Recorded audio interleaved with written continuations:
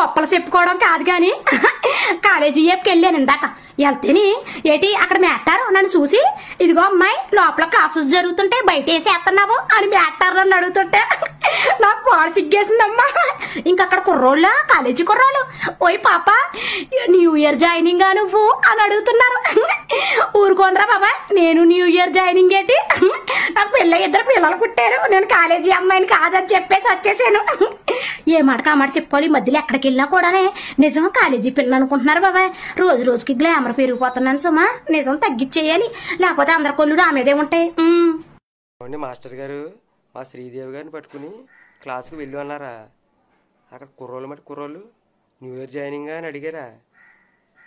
ఆవిడ ఎవరనుకుంటున్నారా బాబు? ఆవిడ కాబోయే హీరోయిన్ రా. ప్రజెంట్ జబర్దస్త్ స్కిట్లో చేస్తున్నారు ఆవిడ మిస్ ఇండియా, మిస్ యూనివర్స్. ఏమండి శ్రీదేవి గారు, మీరు కూడా కొంచెం గ్లామర్ తగ్గించుకోవాలి.